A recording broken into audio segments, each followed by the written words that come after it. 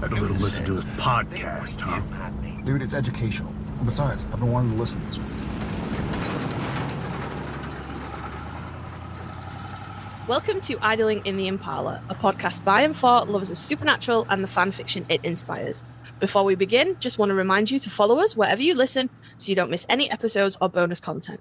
If you love what we do and want an easy way to show your support, please consider leaving us a positive, that's all the stars, rating on your favourite listening platform. It helps SPN and fanfic lovers find us and share in the fun. I'm Kasey. I'm Sandra, and we've got a full backseat in the Impala today. Jackie, Jinkies, Would You Look at This, has hitched a few rides with us in the past. Today, she's brought her co-hosts from the epic love story of Sam and Dean podcast. Owen, Oh When You Love It, Teacup, TeacupUnicorn, and Jackie discuss and rewatch Supernatural through Wincest colored glasses on their podcast. Regardless of whether a watcher of the show ships or doesn't, even canon has opinions. You know Sam and Dean Winchester are psychotically, irrationally, erotically codependent on each other, right? Buckle up, because two podcasts collide today to provide some prime examples of just how unhinged Sam and Dean are about each other. So thanks for joining us, and welcome to the podcast, Jackie, Owen, and Teacup. Welcome. Yay. Hi. Hello. Thank you. Good. Well, I'm glad we got together because, Jackie, you've been with us many a time now. I feel like you could be a sub co-host at this point sometimes, because when you're here, you just meld right in, and we love talking to you. A reoccurring character. Yes, reoccurring character. I think we were trying to figure out a way to have us all get together and just chat about, Sam and Dean Supernatural. And I think the last time you came on, we were like, well, what can we chat about? And we're like, well, the boys being unhinged with each other. And that seemed like a really good way to kick everything off. So that's going to be the topic today. But what we wanted to do is just kind of get a little bit of insight into your co-hosts, Owen and Teacup. So I wanted to ask the question we ask all of our guests just to start out, and I guess I'll go with Owen first. Owen, when did you get into Supernatural? I got into Supernatural in June of 2023. And I had sort of avoided it, honestly, up until that point. I knew like two hashtags off of Tumblr, which were Destiel and Wincest. Okay. That was literally the only thing I knew. But I've been really into like your sci-fi fantasy series, and I needed a really long one to watch. And I was like, there's a lot of Supernatural. I probably won't get into it. I'll just watch it. And I binged it in like 2 months. Famous I last should have words. been working This from will home. probably be fine. Which is like 12 hours of a day if you do the math, so, It's really bad, yeah. Yeah, so I'm a relatively new fan. It was quite interesting, I think, to have done it that way of like join after it's finished. And I had seen all the fallout, obviously, in 2020 because you couldn't avoid it. Yeah. But it was quite fun to watch it, and I used to filter on AO3 by the release date of the episodes so that I wouldn't spoil myself. And I could read fiction alongside it. Good idea. Clever. That was how I did it. So that was really fun. And I was like, sick, I need to talk to people about this. And the rest is history. Oh, goodness. Teacup, how about you? When did you get into Supernatural? I got into it in actually on November 7th, 2022. Okay. It was, I know this because I was in college at that time, and I was writing a paper, and it was annoying me, and I didn't like it. So I was like, okay, this is due at midnight, I need to focus. And I'd had it all planned. Like I'd planned it out. I just hadn't actually written it. And so I went on YouTube, and I was like, okay, I like ambience videos for like, honestly, random like fandoms. I honestly will listen to like Harry Potter ambience, or goodness, like Lord of the Rings, How to Train Your Dragon, stuff like that. And I just kind of thought today, like, oh, let's try a Supernatural one. Having seen the show, knowing nothing about it, thinking the second I get into this, I'm going to ship Destiel. One day I'll get into it, and then I'll ship Destiel. Very, very much thinking that. And I played the video, and it's still on YouTube. It's a great little ambience, like 45 minutes. And I focused so hard that I wrote the entire paper in 3 hours. Nice. Nice. And it just stuck in my head. And then I was like, I kind of want to look into this. And so I started off just watching compilations of like Sam and Dean hugging, which of course spoiled me for the finale, like the day after I got into the fandom, but that's okay.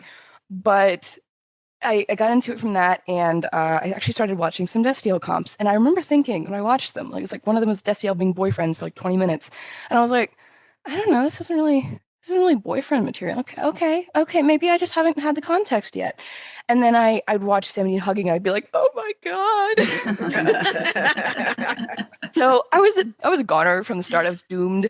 And then on April 25th, 2023, I finally got a chance to watch the show because I was out of college for the summer. And so that was like the day after I got home, and I just watched the entire show and then finished it in mid-August. And I binged, it's like 3 episodes a night. Most of the time it was 3 episodes a night. Okay. And it was really great. It was just sort of a random coincidence that I got into the fandom, but I always knew I was going to, because it's that kind of fandom where you're like, oh, it's everywhere. It's in every space. Yeah. And I just fell in love. And then I fell in love with Sam and Dean and any iteration of their relationship possible. I just think Wincest is really fun to play with. But Wincest in canon is like even more unhinged in its own way. So that's also awesome. Yeah. Yeah. Gosh, that's so cool. Can I ask, was the supernatural ambience you found like in the backseat of the Impala, and the YouTuber is Bob something? I want to say like Bob Weiss. It's in it's motel room ambience. I have listened to that one too because it's nice. But it's motel room one, and they're like both sitting and they're holding books or something in the image. I can link it if you'd like. But that's what I found. And they had like little talking in the background, and it really got me into it for some reason. But that person is the reason that I'm here today. Nice.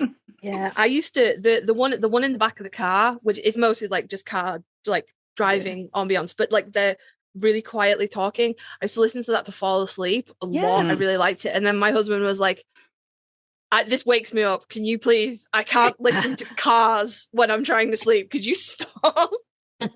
So out of respect for my husband's sleep, also I stopped listening to that one. But I also like a bit of ambiance. I keep saying I'm going to find the right ambiance, because sometimes if I listen to music, I can find myself getting like the music starts to influence my writing, and I don't always want that.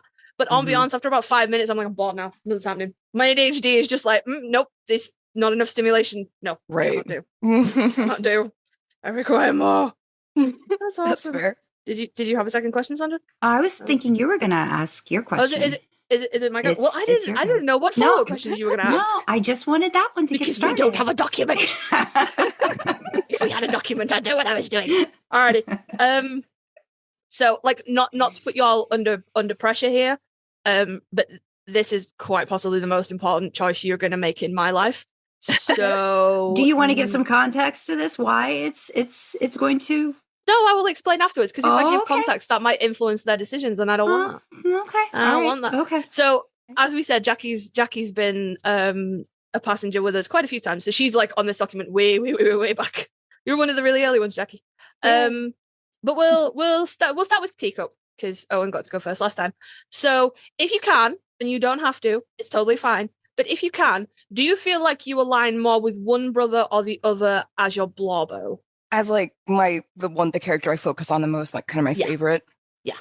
Though I love them both, I feel much more deeply when Sam gets hurt than I do with Dean. So it has to be Sam. Okay.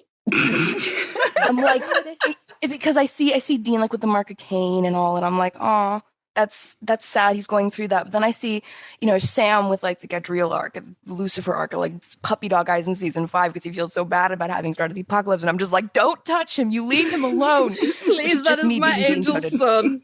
Don't touch him. It's just me being Dean coded, but No, that's totally fine. I'm mid season 8 in a rewatch now, and I'm having to consciously think about how I talk to my friends, because I'm like, you can't discuss this like a rational human. So no, exactly. Shut up. Alrighty, Owen, no pressure. Same question. I think in a very real literal sense, it would be Sam, only because in the sense of, that's Blorbo from my shows, because my husband knows obviously that I'm really into Supernatural, and he knows that Jared Padalecki is in it, and he'll be like, he'll start talking about Dean, He means Dean from Gilmore Girls. Because that is Jared Padalecki. So for the household, Sam is Blorbo for my shows because they both it's Jared Padalecki. But can we define Blorbo? Is it a guy I like to be put in a situation, or is it like I suppose who do I care about the most? Yeah, like your favorite, I guess. The document is called Sam Blorbo or Dean Blorbo. So yeah, your favorite. Can we give the caveat that you have given to other people that you can pick both? Thank you. And I will I will mark down for both. I always want to say that I identify very strongly with Dean, which means that I think Sam is the most important person in the universe. That's my feeling about both of them together. Okay. That's what I feel about them. But if I was going to say, close my eyes and say, like, you just have to pick one. Just pick one. It's so easy. Just do it. No. But then the other will be sad. I need to introduce you to my friend Runaway Dreamer like immediately. You will get on like a house on fire. I said, I'm in season 8, so I was talking to Dreamer last night. And I was threatening legitimate bodily harm to Dean. And she was like, no, they're a bonded pair. They will be sad. They are. I'm going to pick Sam because I think Dean would agree with me. I think that's there you go. That's a safe option. Yeah. Okay. So I quit. Have a great rest of the episode. Have you retired? No. I'm done. What is it? Tell us. It is. So you guys, before I asked you guys that question, we were equal. It was 28 to 28. So you guys, this was like the most important thing that was ever happening in my life. And you've tipped it 30 to 28. So this has been a really great run, Sandra. I'm so pleased to have been on this journey with you. Thank you for inviting me. Y'all have a good rest of the episode. No. So what we just have to do, Sandra, we are now on a mission to find more Dean girls. You have to find Dean people immediately because I can no longer complain, and I'm sad. To say, I was being told over and over and over again, need to get more Sam people on. That was my mission. Complaining loudly completes you. Yes, I know. We've talked about this.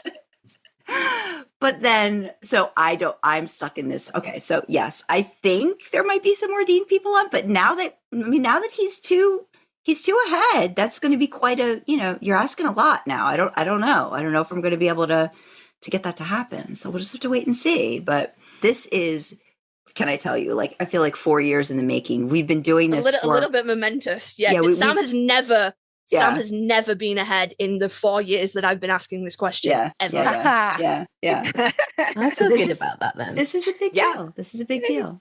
He needs a win. He needs to be someone's favorite. That's right. He's always been my favorite. Yes, agreed. Oh my goodness. Everyone's so mean to him. I feel like he needs I know. to be. Right? Though? Right? Oh my God. Seriously. You know how good this feels to have two of you backing me up now? This is great. Yeah, because we're doing, okay, me and my family are watching season 10 right now, and like the Mark of Cain's happening, and Dean gets all this sympathy, all of this love. Sam's like, no, you're not a monster, you're not beyond saving. Season 4, Sam got crapped on left and right. Mm-hmm. Ruby was the only person he felt like was actually in his corner, although she wasn't. But then even Dean was like, no, I don't think you can ever be saved. I think you're a monster now. And then by the end, he had to come around, but it was like, that's not what Sam believed. And it makes me so mad the way he's treated. And then in season 5, everybody that is supposed to love him, his brother, his, pseudo father, Bobby, literally everybody, he's like, I can fix this. And they're like, no, you're too weak and pathetic. No, you can't fix it. So that one lady in 503 with Keith, when he was Keith, she was great. I loved her. She was in his corner.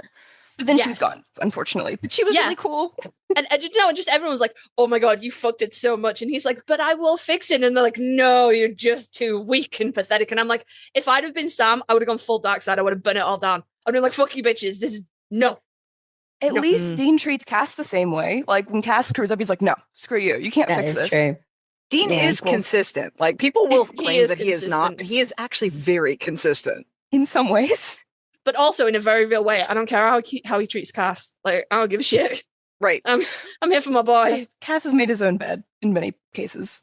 See, Kasey, you thought you didn't have anything to complain about, and yet here we are. So now we can. No, I can always complain about the treatment Sam gets, but I can no longer complain about him being the underdog in this one specific area. Oh, goodness.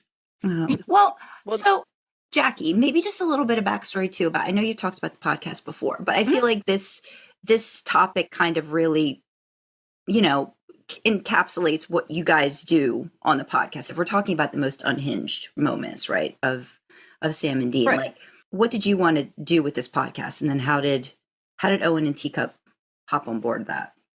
So I had gotten, I had kind of fallen down a podcast listening rabbit hole, where I discovered my sweet spot for podcasts is listening to people talk about a thing I'm very well familiar with.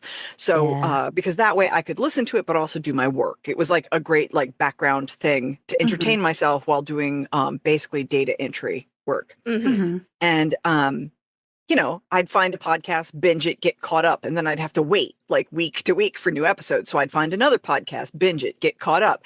And I got looking around and I was like, these are great. And there's a good array of what I would refer to as general audience rewatch podcasts looking at the show.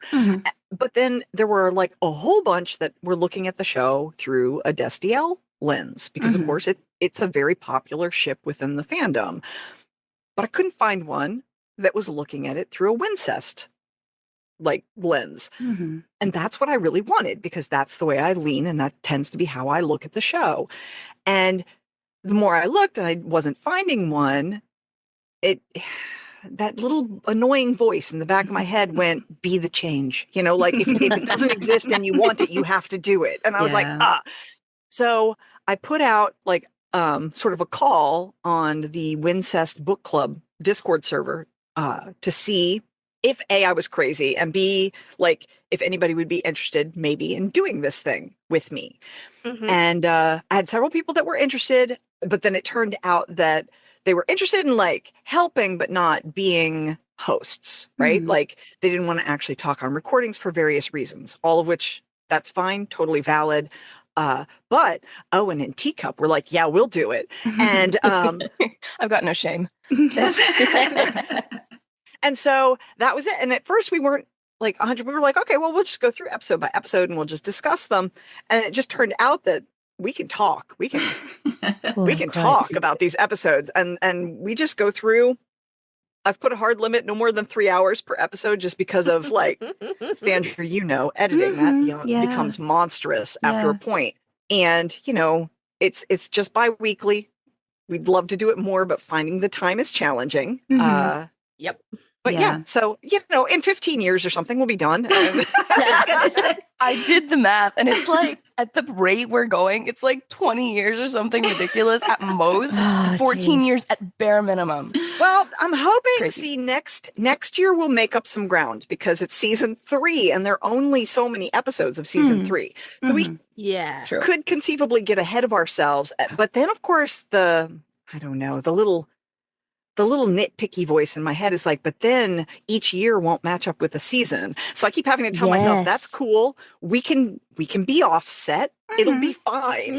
But we'll see how it goes. I mean, it needs to be. Otherwise, we're not doing anything for 6 months. Right? And that would suck. Just rude. Yeah. Oh, gosh. Yeah, I think it's always... I like how you just talked about being the change and stuff, because I think, that's really what I think Kasey and I when we are that's what pulled you, isn't it, Sandra?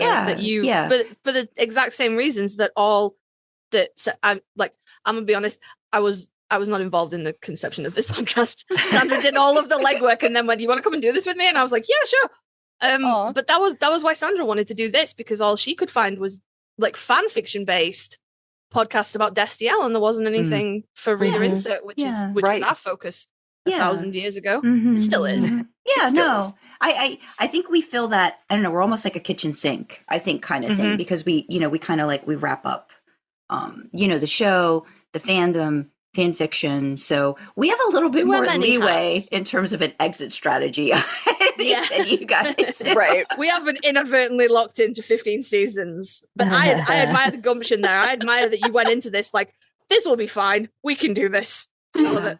Yeah. I'd love to say that I thought about it in that much depth, but I didn't. I was just like, yeah, sounds great. And then I thought, I'm going to be older than Owen is now when we finish this. Yeah, I was like, yes, let's do it. And then did the math. And then was like, oh, okay, well, let's see how long we can do this and get us. That's kind of how you have to go at it too. It's like once you get more in detail about these are all the things that it takes, because it's a part-time job, and it because you really have to want to do it, and I think that's what's great about this is because it's something I want to spend time doing. I know Kasey does too. And, but there are some times we're thinking, why are we doing this again? What are we doing? Right. Just that scheduling, that, all those things that kind of like, just you have to weave it into real life, and it becomes it can become a little overwhelming sometimes. But then you talk to great people, and you're like, this is why we like to do the thing. This is why we do this. So this is why we do this. And I guess you guys are the same in that you've got the time difference implication as well. Yeah, and then when we pull somebody in from like Australia, man, that's a fun thing. 3 hours we're both awake at the same time. Right. I've become very well versed in knowing what time it is all around the world now. Yeah. But I guess we should get into our again. See, I pulled us off. I pulled us off this time. So let's get unhinged. Let me get my wheel. Let me get my wheel up. I thought you were going to say notes, and I was going to be so mad. No, I'm working on a sticky note here. No, I mean I have a list, but it's just a written stuff, and like with 1 or 2 sentences. But let me see. Let me see if you guys can see my the wheels. Wheel. Handy dandy wheel. So I'm not sure the best way to do this. I mean, I figure we can kind of spin it, and either I take a name off, maybe just so everybody. Oh, that is a great picture. That's what I was trying to find something that I felt was didn't unhinged, think of that one. Bugger. No changing your list now. Nope. But so I guess we kind of know what we said we were going to do. We're going to pick an unhinged moment. Whoever gets picked on the wheel, you can do whichever one. It's your best, your least, your whatever you've got ranked, however you want to do it. And then we'll just see, I guess, who already has it. And then we can talk about it a little bit. And we'll try not to spend a half an hour on one topic, but we'll see. I was really looking forward to that. Oh, I know. But like, maybe for everybody to get at least one shot. Yeah, we'll try it that seems fun. All right. So are we going to do like a name spin and then like one unhinged movement and then another name spin? Or are we going to do all three at once? I was thinking one just to give everybody at least a shot, just in case. Yeah. Is that good with everybody? I think that's very sensible. Yeah. Okay. Okay. All right. So if we're gonna do it so everyone gets at least one go, should we do it that you pick your top unhinged moment then, so everybody gets a chance to say their top unhinged moment? Yeah, I mean, however it goes. Like I said, I'm feeling right away whoever gets the first one. I'm thinking the most unhinged that they've got on their list, will probably knock a couple off of ours. So it could be that other person's most unhinged. So they could say that. Yeah, we could do it that way if that works. Okay. Yeah. All right. Okay. Oh, the lever! Crunk! All right. Wrong lever! Why am I going? Hey, you win. I win. Yay. Sandra, yay! All right. Okay. So I'm going to remove my name. All right. So the one that I picked, the one that first came to mind, and it might be because I'm currently rewatching, and I think we've just started season 4. My husband and I watch together, so we started rewatches. So we just started season 4, but probably when I was picking, I was in the midst of season 3. So I picked the very first one I came up with was "Time Is on My Side." That's season 3, episode 15. Oh no! Who's got that? Who's already got that one? Me. Oh my god! Really? Yeah. That is so freaking funny. Oh my god! Goodness! It was one of my honorable mentions. Okay. Oh, really? Okay. Didn't make the top 3. Okay. So, I mean, if you don't know, I mean, this is when Sam wants to unlock immortality to get Dean out of his demon deal, and is basically like, yeah, let's harvest human organs and let's do it together for the rest of our lives, kind of a thing. So I think that kind of just for me set the season 3 is really, I think, one of the better seasons in terms of how it just laser focuses on the issue, which, you know, I don't think you can get around anyway, which is Dean's demon deal is coming due.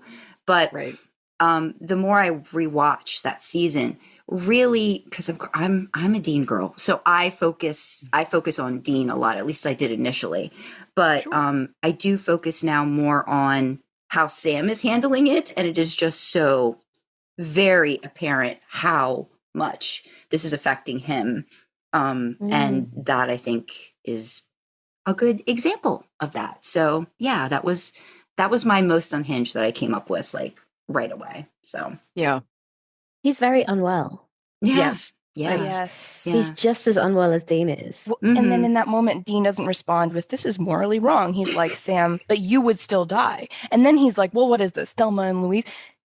Dude, there's bigger problems with this than Sam and you living forever. It's the fact that you would have to get the organs from somewhere.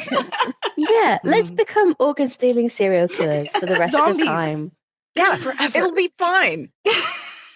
That won't change us fundamentally as people in any way. And it's It better feels than like you a going perfectly to normal thing to be doing. Yeah. And it kind of leans in a little bit, I think, into Sam's like serial killer like interest a little bit too, like almost like the fact that, you know, again, he's trying to find the solution, and he's not really, for Sam, which I think he's very methodical in his thinking of how things go one after the other. And I think when it comes to Dean, that kind of short circuits, and this I think is a really good example of that. So he was so desperate, he was not thinking properly anymore. Yeah, and I think he does that. I think he makes, like, rather than, as you say, thinking through things of like cause and effect and like pros and cons and stuff, he goes for the most expedient answer every time when it comes to Dean. What is the quickest route from A to B that I can do so that he doesn't die, and I'm not going to think about anything else? And that's, you know, I think we talk on our podcast a lot about Sam being Dean's exception, but Dean is Sam's in a lot of ways as well. Yeah. An example of that as well.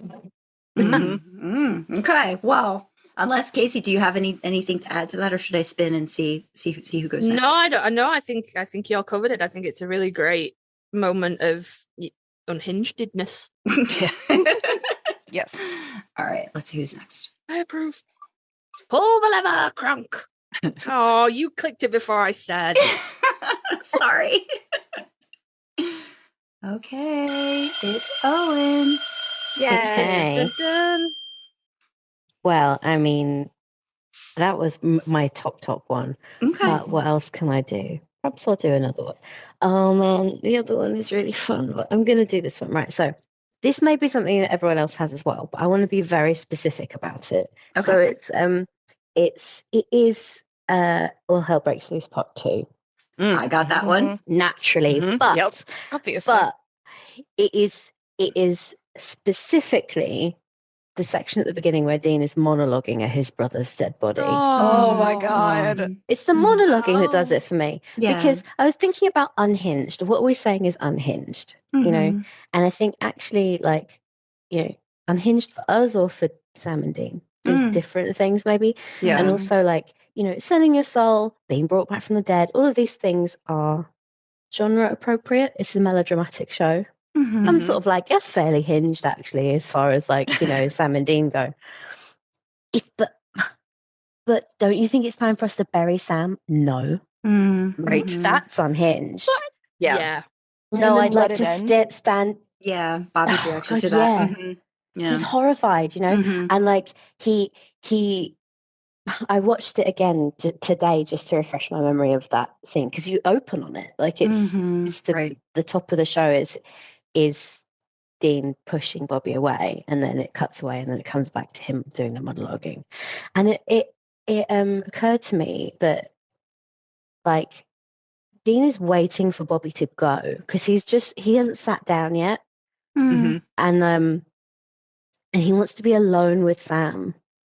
That's what he wants. He wants to be alone with Sam. And Bobby says, I don't think you should be alone. And I can see in Dean's face thinking, well, I won't be because Sam is here. Right. And he was like, oh, God, this is so bad. But what it always reminds me of is I was really obsessed with the movie Gone with the Wind when I was a kid. And which, is got various problems with it. But some parts of it are excellent. And there's this bit where a child dies and her dad won't allow her to be buried because she's afraid of the dark. It's really sad, and he sits in state with her for days in her bedroom and has to be gradually persuaded to allow them to take her and bury her. And it always reminds me of that, because actually in that movie they are worried for his sanity. They're like, he's gone mad. And so whenever Dean's like sat there talking to Sam, no, you can't take him away, I'm not gonna, oh, do you want us to torch him? Like, no, that's not what's gonna happen here. Like, please go away so I can talk to my brother for one last time while he looks like he's asleep. And it's just like, you are so unwell. And like the talking to him is fine, but just he just looks so poorly. Dean. And I feel like he is on the verge of saying to Bobby, leave us alone. Like, It's right there. Yeah. So that's that specific part of that episode is my most unhinged. Yeah. And it just sets the scene. The rest of the episode is it just keeps going. Like, okay, this is what he's doing next, and this is what he's doing, and the fact that And it's 3 days later, so when he does sell his soul, it's not an impulsive decision of, but I wanted Sam back. It's no, I've thought about this, and this is clearly the best pathway to go down. What? Or like he sat with it and decided it was the only path that he could go down. Like it was, and like, so I had the same episode, but I had a different focus, and it's just one of my honorable mentions, which also cracks me up, because it was Dean selling his soul to bring Sam back. That was what I put, but it was only an honorable mention because John did the same thing for Dean. So it's like, not really like it had already been set up, you know? Yeah. Although to be fair, parents typically are like you expect them to die before the child, for the child. That's typically like more common than Dean being like, no, he is my baby and I will die for him. This is my incredibly tall son. Go away. Yes. Brother, please, wife, daddy, son. he's my baby. Can't deal with it. I know. Does anyone need a tissue? We have a tendency to bring up house songs according to the lore, like all the time. So that's a reference to that fic. Yeah, I think the do as I say, not as I do, right? I think that's prevalent a lot with the Winchesters as well. And to see Dean just doing the exact same thing, that he knows what that feels like too. And I think that's what it is too, knowing what that's going to do if it actually did work, bringing Sam back. Then not like, how long did he think he wasn't going to tell him? Sam wasn't going to figure it out. It was going to be cool, and he was just going to drop dead one day, and Sam was totally going to cope with this and deal with it in a normal and rational way. Like, it's fine.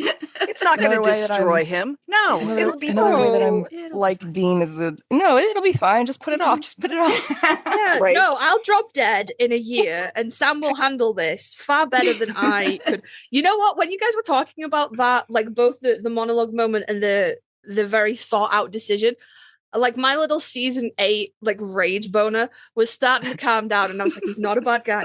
He does love his brother. Season 8's an anomaly. He's not a bad guy. He loves his brother. And then we got a little bit further into it, and then I'm like, no, he really did just think that he would just not say a fucking word, and he would drop dead, and like Sam would be fine with this. And now okay. In defense of Dean, though, he does love his brother. He loves his brother more than he loves himself, to the point that he has faith that Sam will move on because he doesn't think he's worth getting that hung up on. Yes. and I think he thinks he loves Sam more than Sam loves him. Probably. I know. We've just talked about how that is not true. No. Time is on my side, people. What? Because Dean is known for being like the really unhinged one who's like, I'm going to die for you, Sam. I'm going to die for you. Sam, first of all, started it off in faith, and then also like is just consistently more unhinged than Dean when it comes to saving Dean. think, every single time, except maybe like one. But it's like, oh my God, what is wrong with both of you? It's like, dudes, it's not a competition.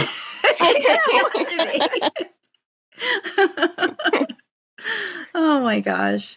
Yeah, I mean, like I said, I was just feeling like this is gonna knock them off. So I think it's good you do have some extras. Yes. Kasey, I'm not going to spin until you say. Yes. Pull the lever, crunk. The sound effect. It takes a little while to spin up, so it's not quite as effective. Oh, I wonder who's going to be, Jackie. Dun, dun, dun, dun. Yay, me. Okay, All right. Jackie. I have a feeling I'm going to knock another big one off because I did rank them, although my ranking is a little arbitrary, but my number one that I put has to be Sacrifice at the end of season 8. And Kasey, I know you have strong, big feelings about this one, but the moment specifically, the pitch on it is the fact that they effectively kind of sort of got handfasted in that church rather than save the world from demons. Yes. Because Dean can't live without Sam. So and yeah, Sam cancel just the plan. went Let's with get married instead. And Sam just doesn't want to let Dean down again. So he's like, if it's what you want, okay, sure, yeah. You know, and Sam was highly suggestible at that point. Like, so I'm not putting a whole lot of responsibility on him going along with that plan because I think he would have gone along with pretty much anything. He was just desperate for Dean to say that he wasn't a bad person, basically. I know. Yeah. I know. I think Sam is ready to be suggestible about like, that kind of stuff. You just have to tell me that you want me and I'm okay. And like, I don't think that Dean was lying in that scene. I think Dean was telling the truth in that moment. It's just, there are things later on that are going to feel like discrepancies that I don't think are discrepancies from Dean's point of view because Sam is his exception for things. So like there's this big loophole in everything Dean says. Yeah. That basically comes down to the fact he will not let his brother die.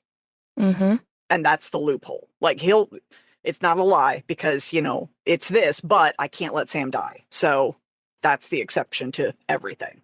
The simple fact that they chose to not close the gates of hell just to keep Sam alive, I think is utterly unhinged. Like, it makes sense. I get it. Like, particularly within the context of the story. It's the only way for the story to continue.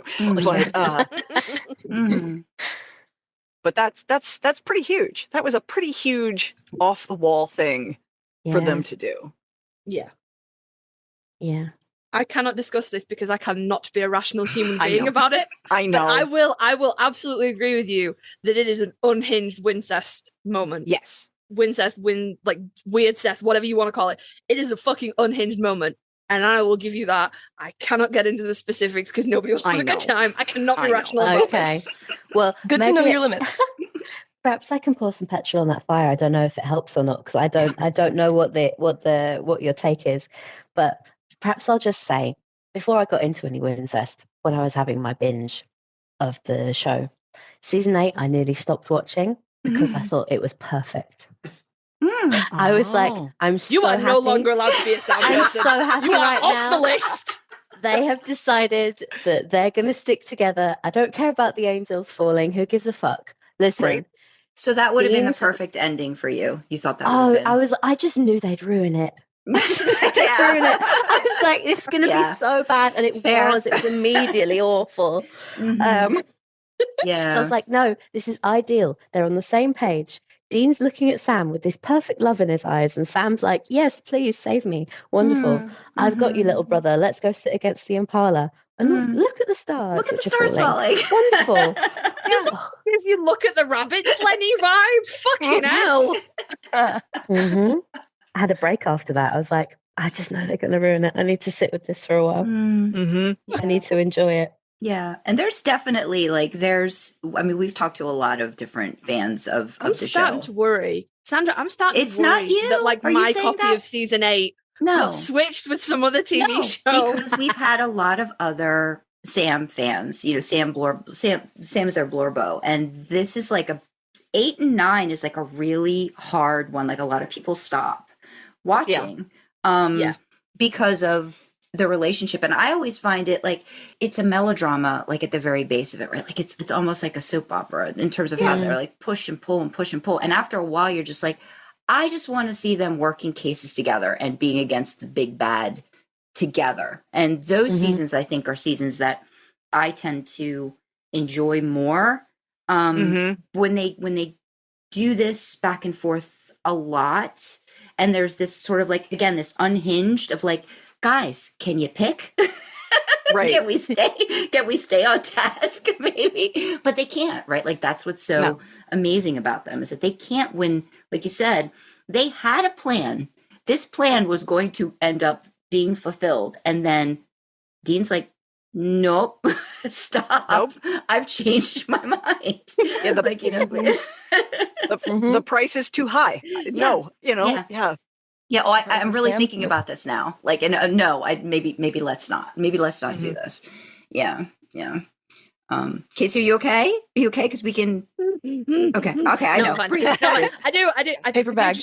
I do just want to specify for Teacup and Owen though, because like I don't know how much of like my rants about season 8 are numerous, but I don't know if you've actually caught any of them. My whole issue with 8, okay, is Dean is sorry Sandra. No, I know. A whiny piss baby for the entirety of 8. Oh my god, you didn't look for me in purgatory. And I've just watched the episode with Garth and the Penny from the Tomb of the Unknown Soldier. Penny's been more of a brother to me in this last year than you ever have. And Dean is a fucking piss baby for the whole season. He drives Sam to actual suicide with his fucking whiny behavior, and then he stands in that church and gaslights him. Sam is a wreck. And he's like, don't you ever think there's anything I'd put before? You liar! You are a lying liar, Dean Winchester! Who tells lies?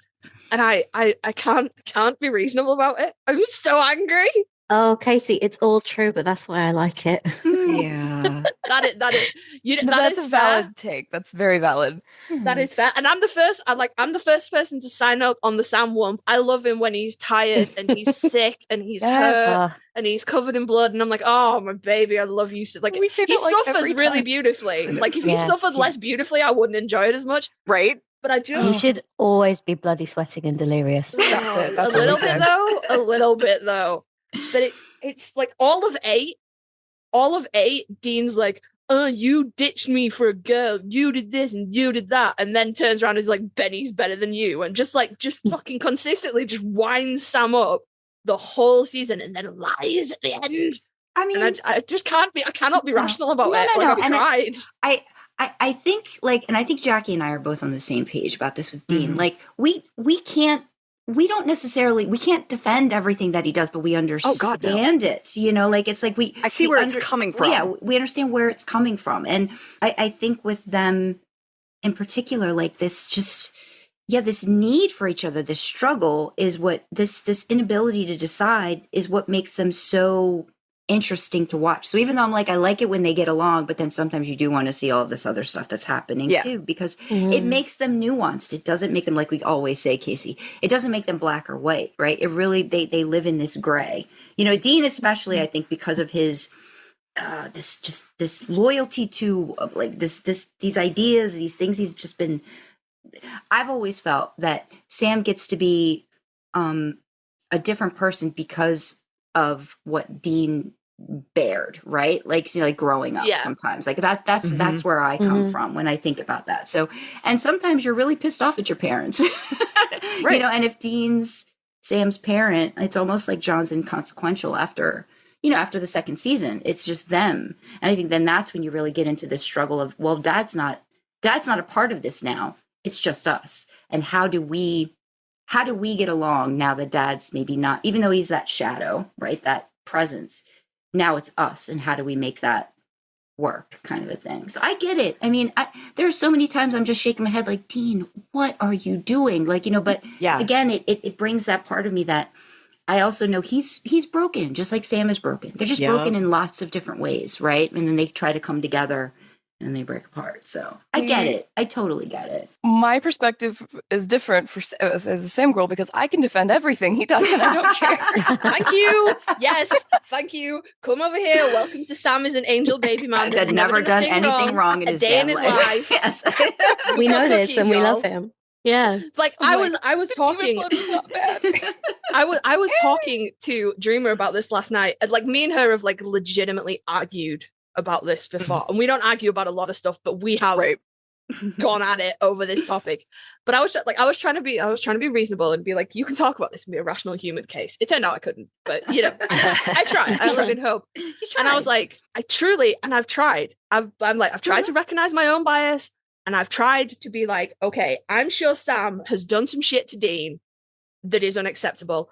And I truly cannot think of a time.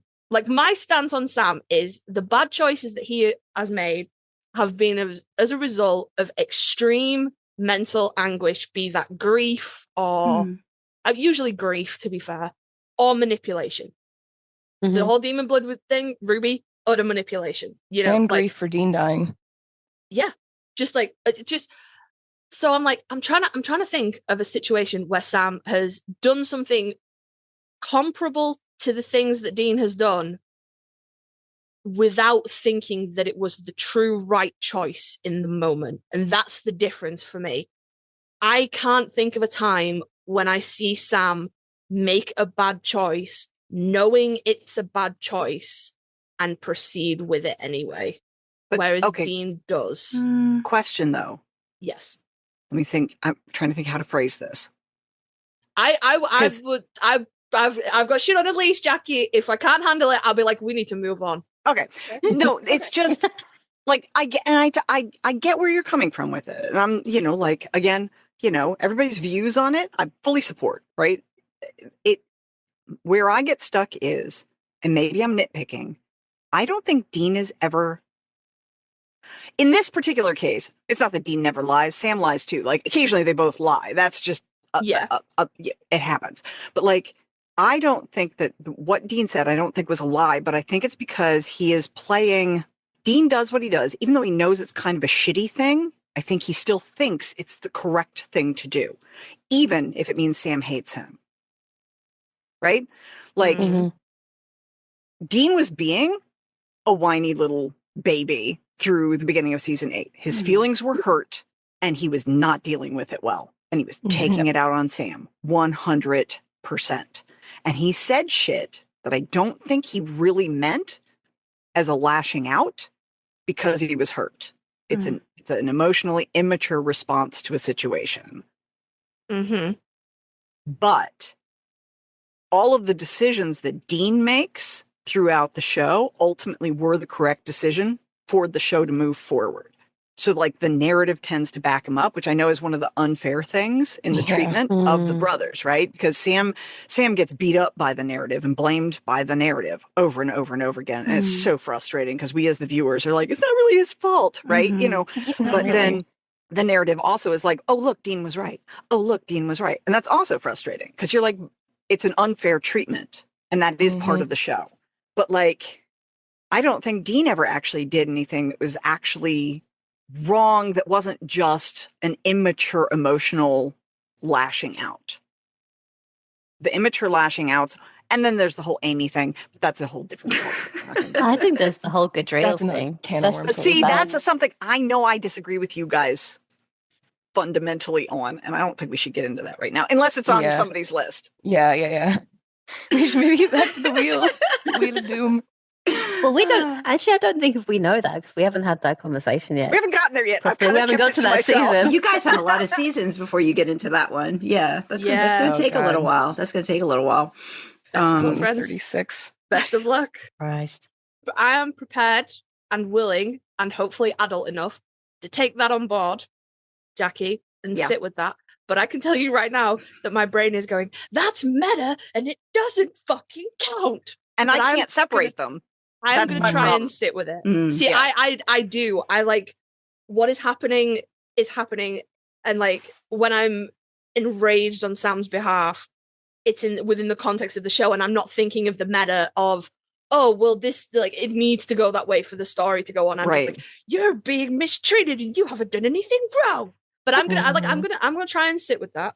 I'm gonna That try and would be an adult explain- about this. And honestly, that right there would explain the difference in views, because I can't separate the meta from, like, my emotional reaction to the show is permanently entwined with my awareness of the fact that I'm watching a TV show. Like, Yeah. I cannot separate those two things. So, like, all of my judgments of what I'm watching is totally two-sided. It's the characters and then why I know narratively that's happening.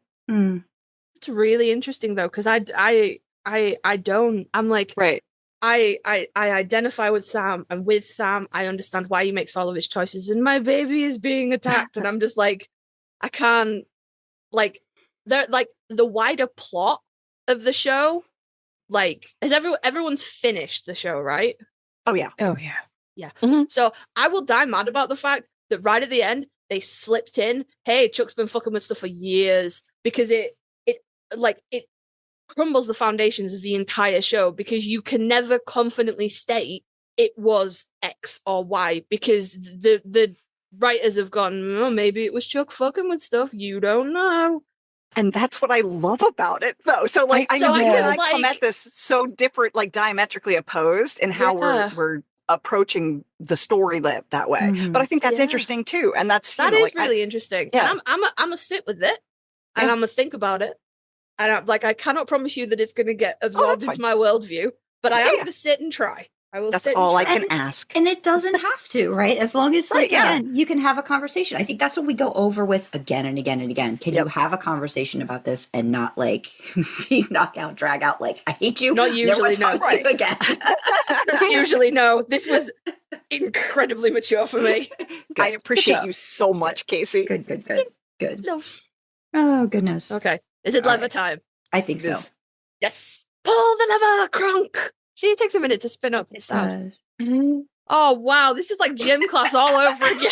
No, I thought I was going to be last because that's exactly how I was in gym. Okay, Teacup. What do you got? Okay, so since I have two in second place, could I mention both of them but just not take very long, or should I just stick to one?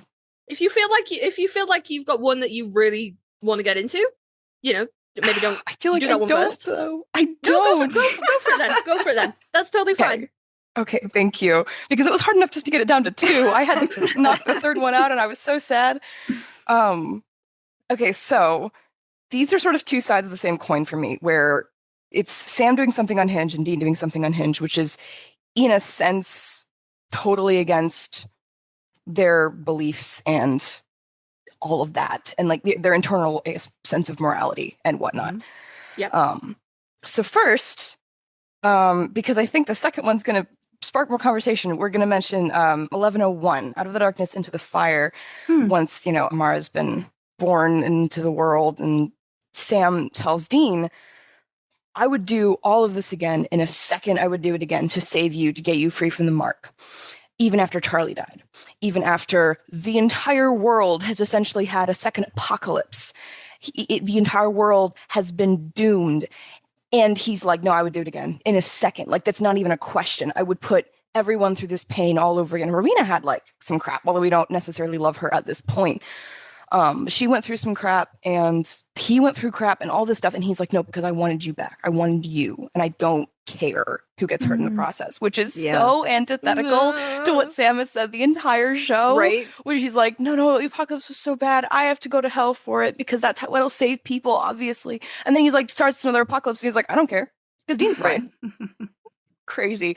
And then the other one is right after Sacrifice, 901, I think I'm going to like it here, when Dean tricks Sam into saying yes to being possessed by Ezekiel / Gadriel.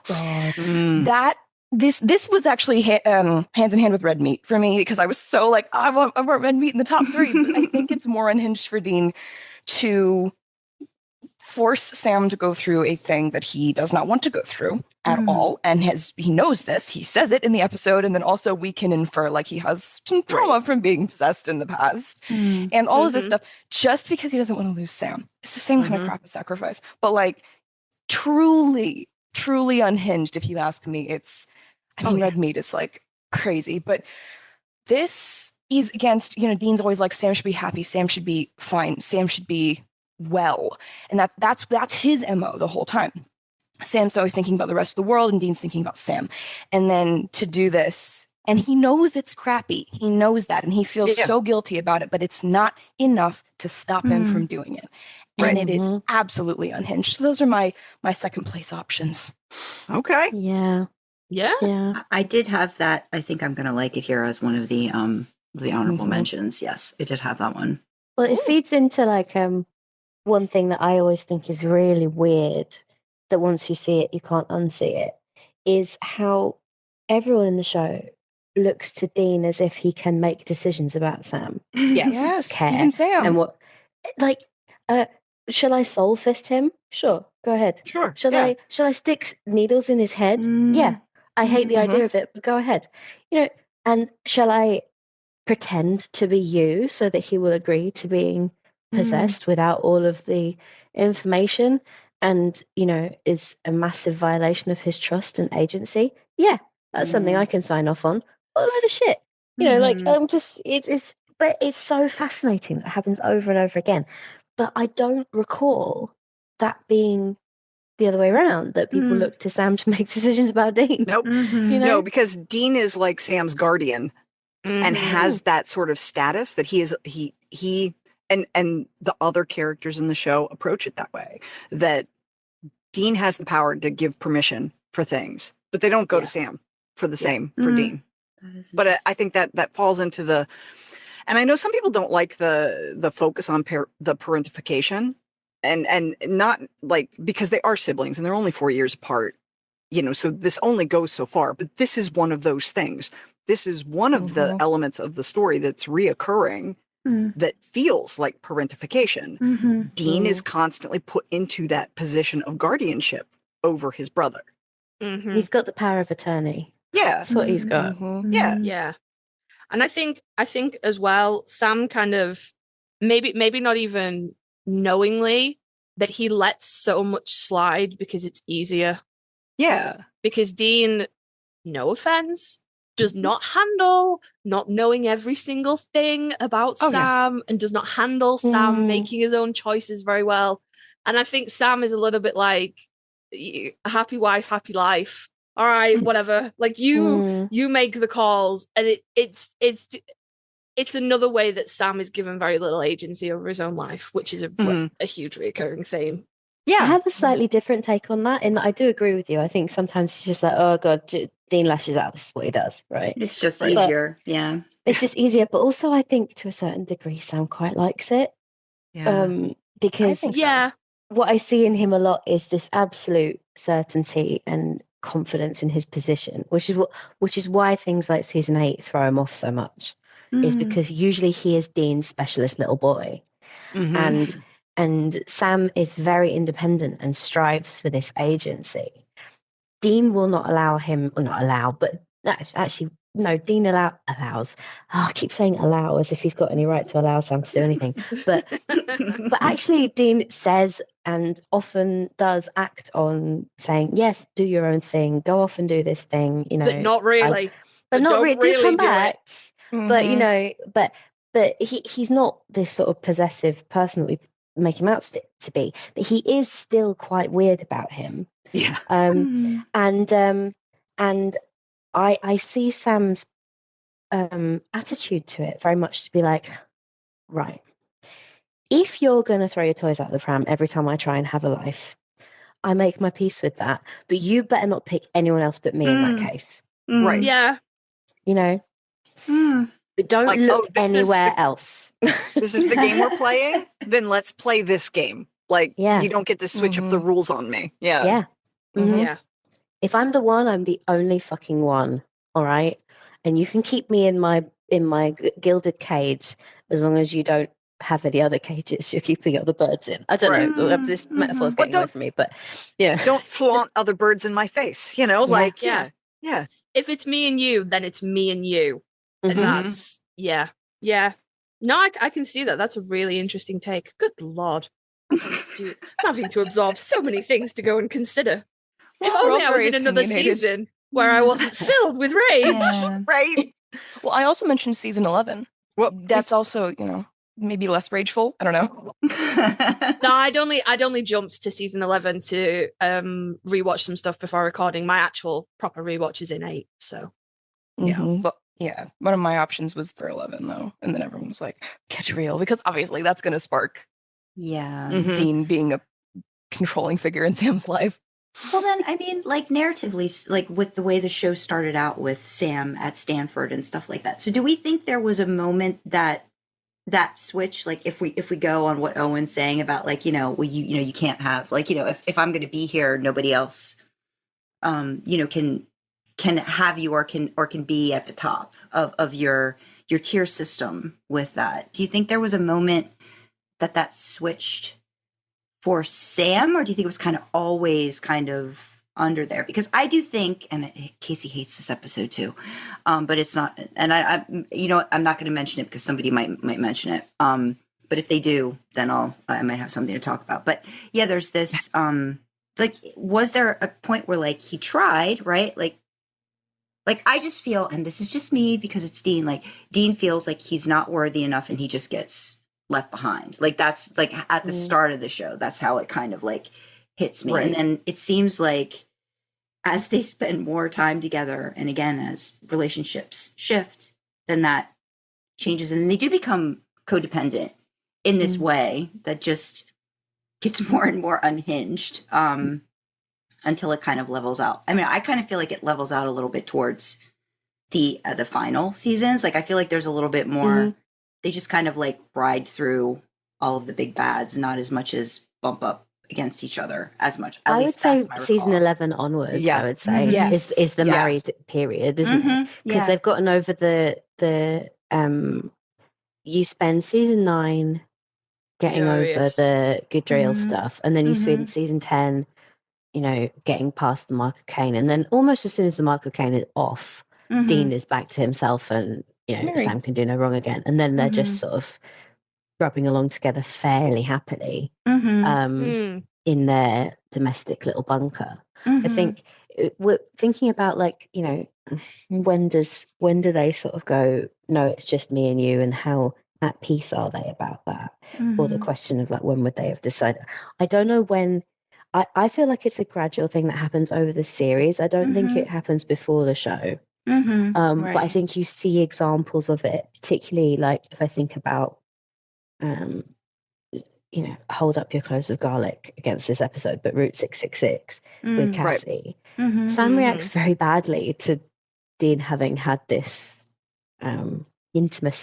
emotional intimacy with her, of sharing the secret. Because he's surprised. Yeah, he's very surprised. Yeah. And he's upset because he didn't share that secret. Because he thought that wasn't what you did. You weren't allowed to do that. It was hammered into him. And I think that's the first time. I think what you see a lot over season 1 is it occurring to Sam that Dean is his own person with his own feelings and things that he might think is more or less important.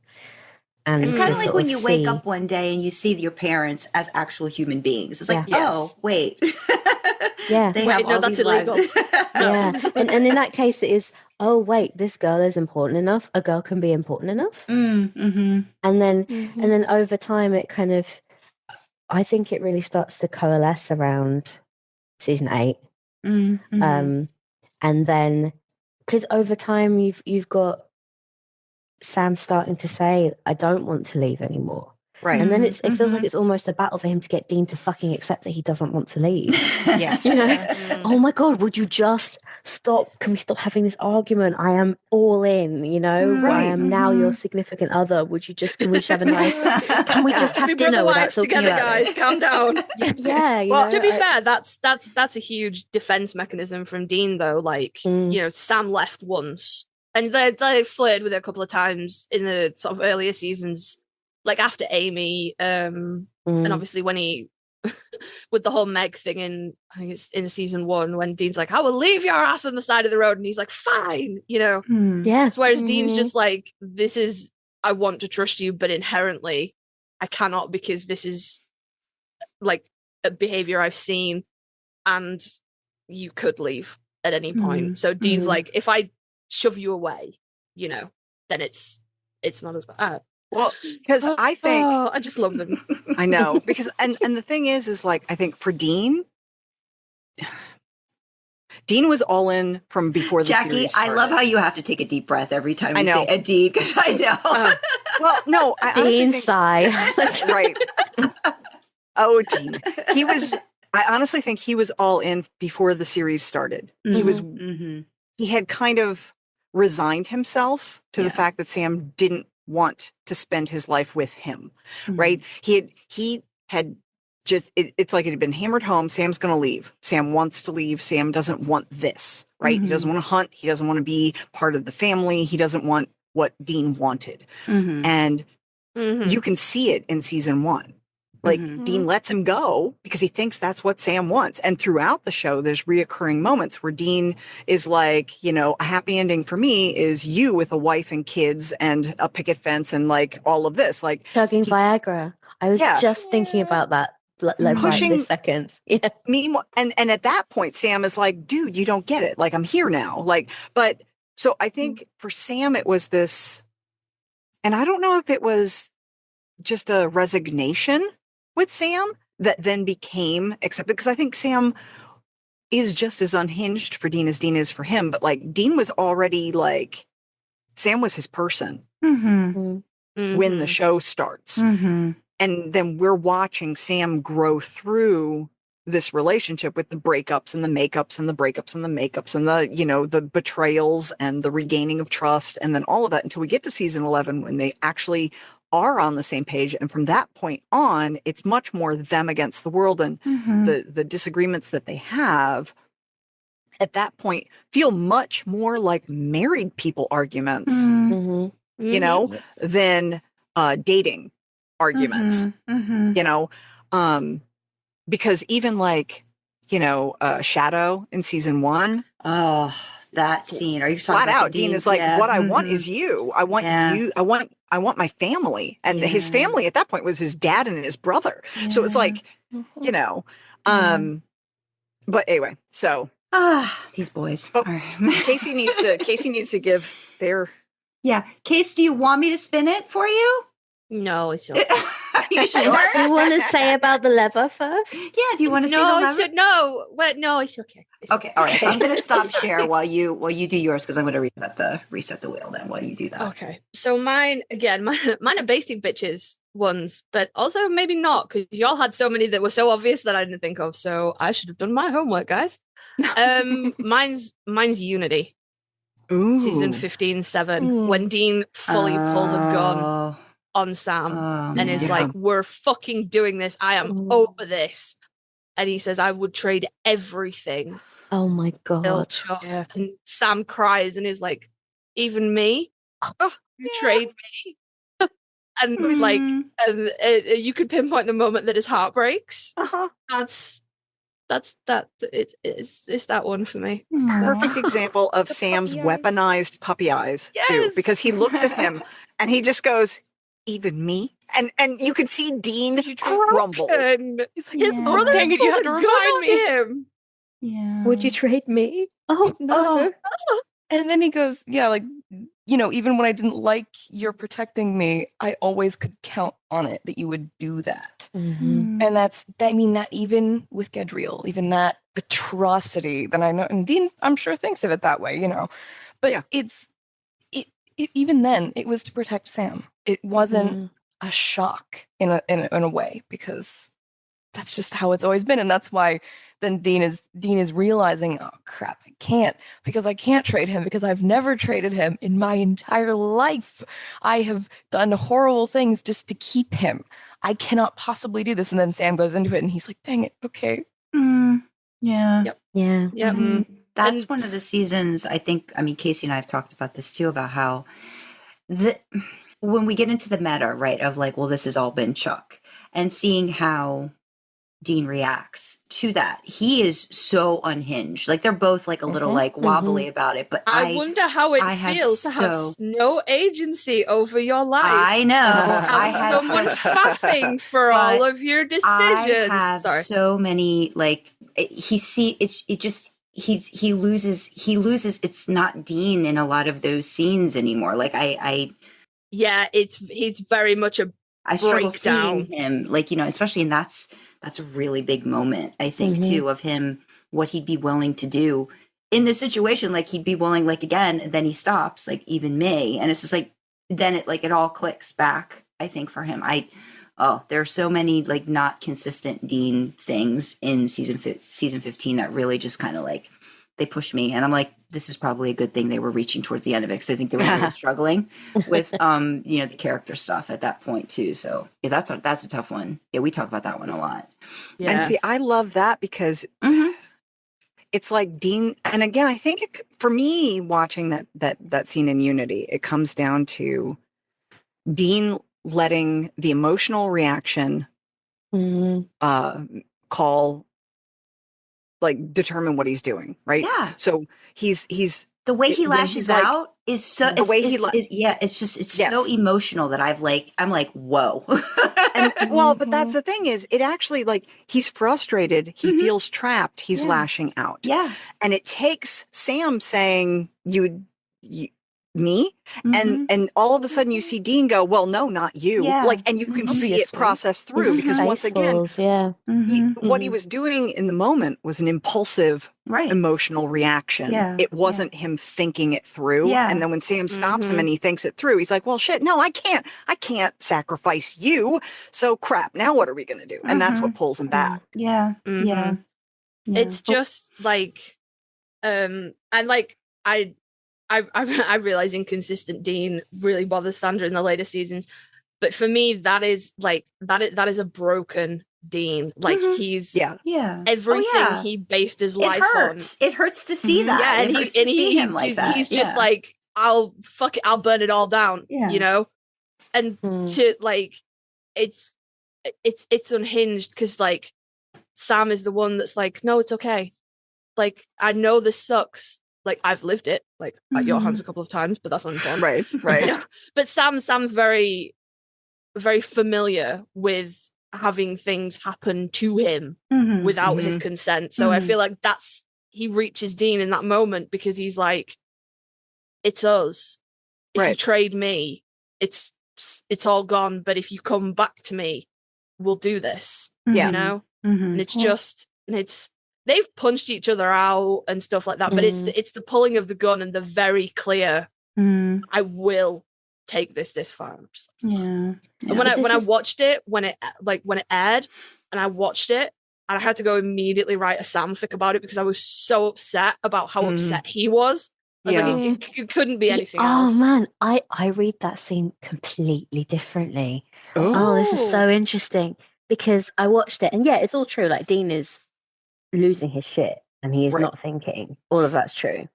The way I see Sam saying, me, would you trade me, is what I like to think of as Sam being like, I'm the exception. I'm secure in this. And I think it's his kind of like, come back. Come back, look at what you're doing. Me? Really, me? Like, and I've got it on the brain at the moment, because I've seen an amazing gift set of it recently, but I think it is Profit and Loss, where Dean's gone to the cabin to say goodbye to Mary, and he's about to put himself in his sea episode coffin. just before that, I think. The one before that. Yeah. And Sam's gone there to confront him and to say, you were saying goodbye to Donna and Mum, and you just weren't going to tell me. Yeah. Like, the contempt with which he says, me. Like, who the fuck do you think you are? You weren't going to tell me. Like, of all the people, I know I rank higher than them. Yeah. You know? Yeah. You made that clear. Like, we've talked about this. You have made it clear, as you say. You have made it clear to me.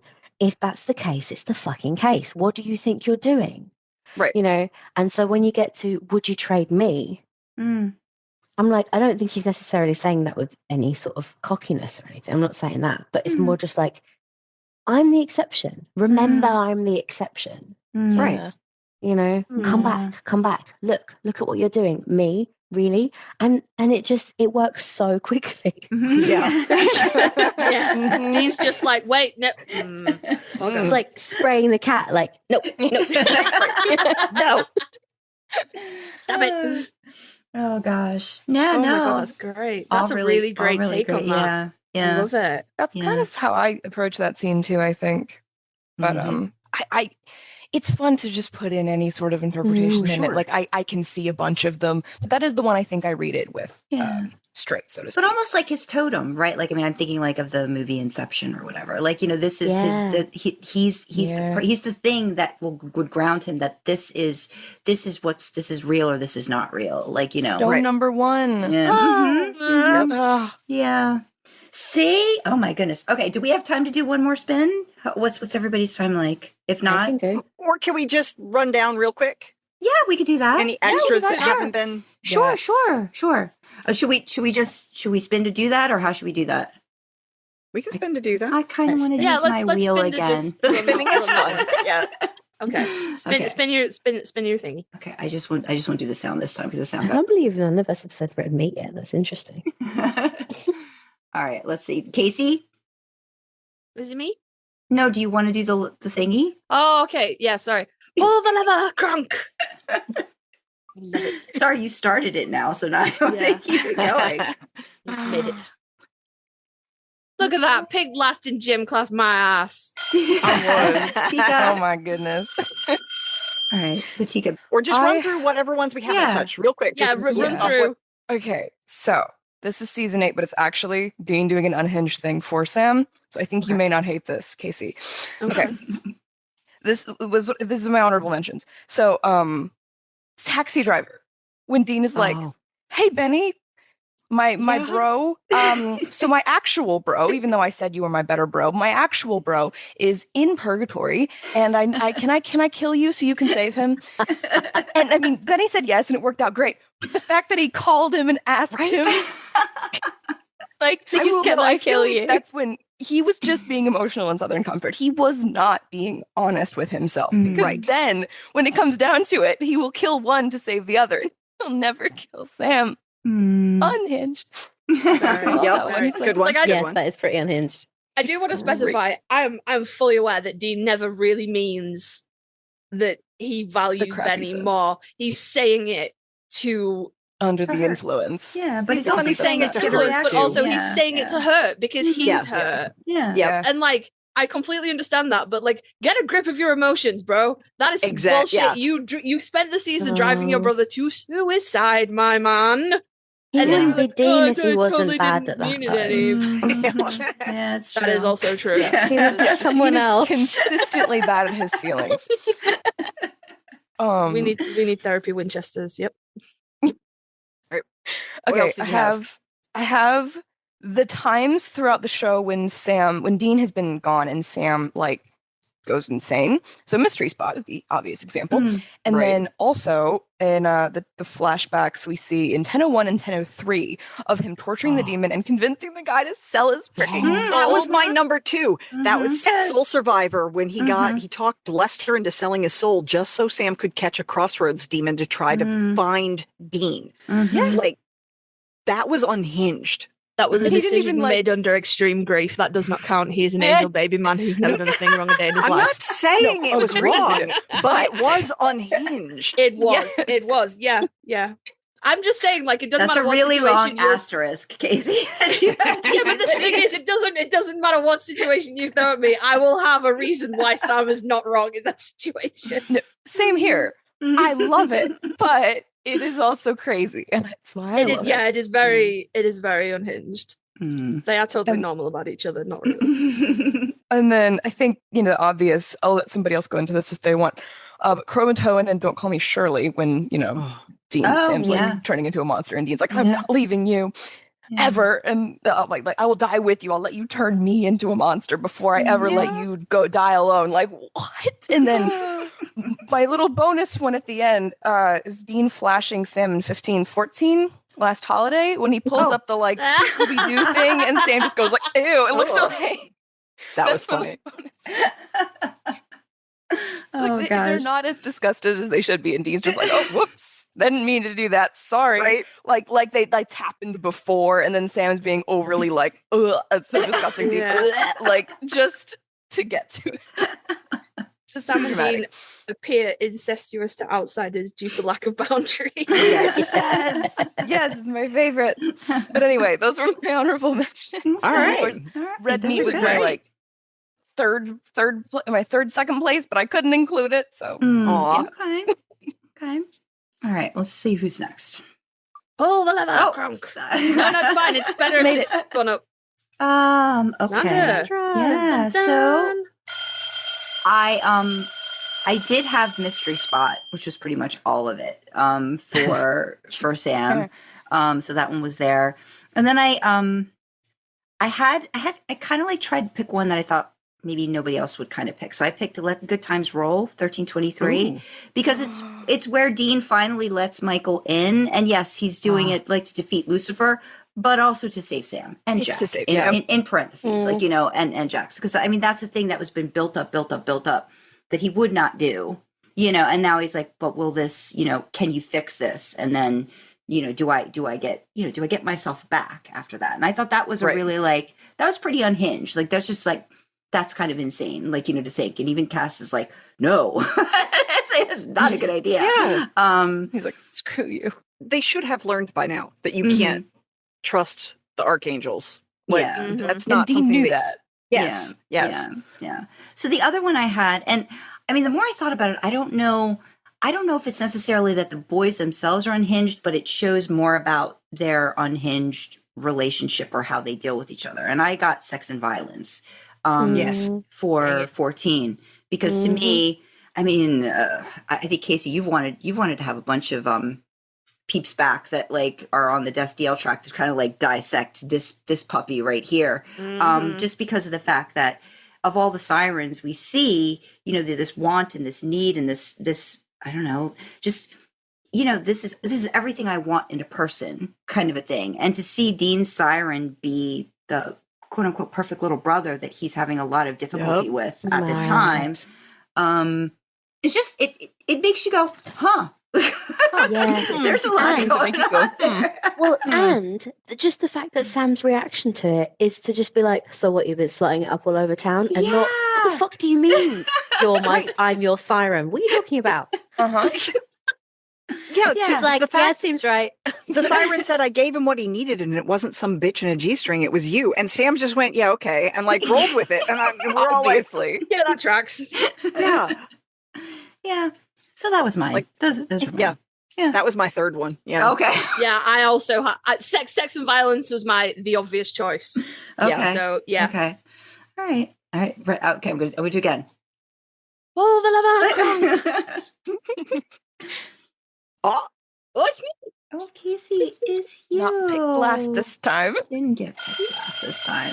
All right. So what we got? So, what we got, Kasey? Yeah, I only had the 3 because I didn't do the extra credit. So my other one was Sex and Violence for all of the just like no hate to Destiel shippers and all that, but whenever someone's like, no, Destiel is canon, I just like to point to that episode with like a really big flashing neon sign and be like, I would like to discuss this with you in a very genuine way. Like I am not coming from a place of like ship wars or anything. Like talk to me how you see this episode from your perspective. Let's chat about it. I can be reasonable. Ignore the last however long this episode's run where I have been fucking unhinged. I can be reasonable. I just want to talk, okay? Don't bring season 8 into it, then you're fine. Yeah, just don't bring it. And like, I feel like that would be easy because Cass isn't like, he's got his own shit going on in season 8. Like, it's fine. He's dealing with his own stuff. But my other one, and it's already been touched on, is Profit and Loss. At the end, when Sam is like, he punches him and then just grabs him into the hug and they cry about it. And he's like, trust in us, believe in us. And I'm like, why can't you just believe in us? We, us. I believe in us, Dean. Yep. Why don't you believe in us? And I'm like, I believe in you, Sammy. I believe. Man, that scene is so freaking good. And just because I always think about it when it comes to the scene that the Jared had such a hard time filming it. Yeah. God, he freaking killed it. He still, despite everything, he killed it. The fact that you guys just brought it up like candidly out of like, out of your own head proves that he did such a good job that it's that iconic of a scene. Yeah, I think I find that a lot of like behind the scenes and background stuff really influences my opinions on episodes. So like one of the reasons that I cannot with Mystery Spot is knowing that Jared had such a miserable time filming it. Yeah. But like I saw a fan ask a question, and it wasn't really a question. It was just like, I want you to know that you did so incredible in that scene in Profit and Loss, and watching Jared like visibly become emotional about it. I'm like, oh fuck, I love him. Please. Yeah. So it is my sacred obligation to mention Jared everywhere all the time. So there it is. Checked off for the day. Yes. So there we go. That was mine. But I was y'all were doing yours, and I was like, I fucking should have thought of that, and I fucking should have thought of that. Right? If I did my homework, I'd be unstoppable, you guys. There are a lot of unhinged moments between these two throughout the course of the show. I don't know if anybody else has picked up on that, but what do you mean? They're totally normal brothers. This is how totally normal brothers This act, is right? how I am with my sibling. Yes. Yeah, I'm an only child, so I can only assume that this is accurate media about how sibling relationships work, and nobody correct me. I'm not taking feedback at this time. Oh, goodness. All right, let's see what we got. Pull the lever, Kronk. Okay. And it's gonna be Owen. It's me. Ding, ding, ding. We covered 2 of my top 3. I want to give a quick shout out to my honorable mentions first. I did have Mystery Spot, specifically that Sam orders full meals for Dean during that 6 months of Wednesdays or whatever, when he goes like full Robocop about it. Also honorable mention to Dean immediately committing suicide in Red Meat. Yep, that was my other honorable mention right there. Just chugging pills. Fantastic work. But my actual third most unhinged moment, I went domestic with it. Right. Yeah. I would like to offer to you the mistresses and cheating storyline in season 8. What the fuck is that? Right. And then they decide to stay together for the kids. You must give your mistress up, I will give mine up. Right. Are you done with him? Right. What? With your little boyfriend? And then just because I rewatched it today just to make sure I remembered it right, and I did. Right. Which is that Amelia tells Sam, in or out, if you stay, fantastic. If you go, don't come back. And then Dean turns around immediately and says, whatever you pick, you've got to be both feet in or both feet out. And you see Amelia go to the house because she wants to be with Sam. And it just cuts to he has stayed with Dean. And they have this share this look of neither of us are happy, but this marriage isn't fucking ending. Right? Yes. What is that? Yeah, the double cheating arc is insane in that season. Yeah. And I have issues with the technical construction of season 8, but there are I actually when I look at the storylines, I actually really dig the stories. As they go, because you've got the double cheating arc that then goes straight into Sam effectively trying to commit suicide to save the world, but mainly also because he thinks he let Dean down.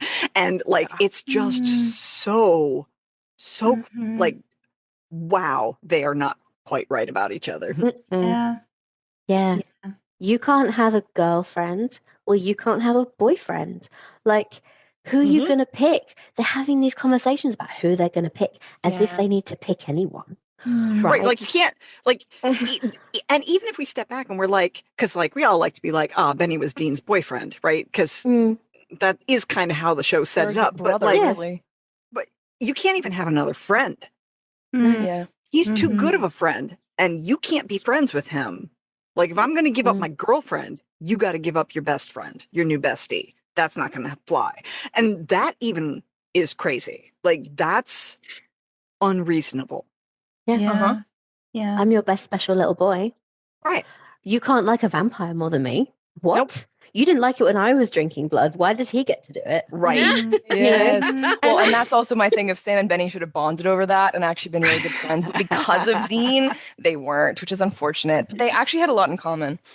But Dean calls Benny to break up with him. Yeah. And actually, Sam didn't ask him to. It wasn't they had that conversation. Or he was like, "Are you done with him?" Honestly, I don't know. Ugh, what a weird thing to say. And then just being be 2 feet in, 2 feet out. They have that conversation. Sam goes off to think about it. Dean just calls Benny and breaks up with him. Yep. he's like, I mean, I've got to take my own advice, haven't I?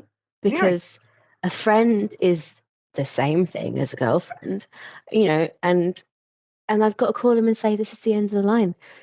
This is causing too much friction in my marriage. I'm sorry, I've got to cut you off. And then the next time he My calls brother him, wife it's to doesn't say, like you.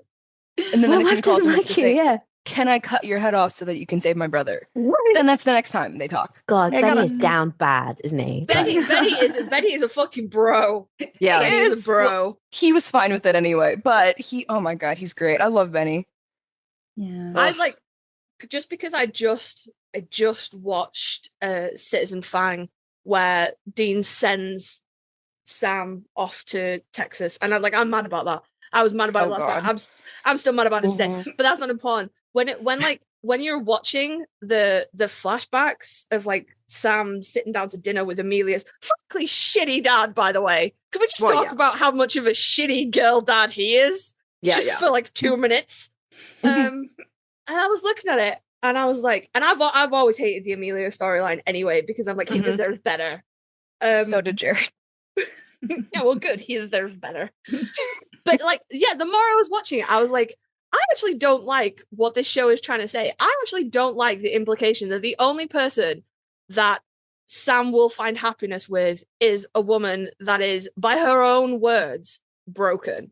And her dad warns him, and she warns him, and then he's like, oh, but you took a chance on me. Like, you deserve better. You deserve your brother husband.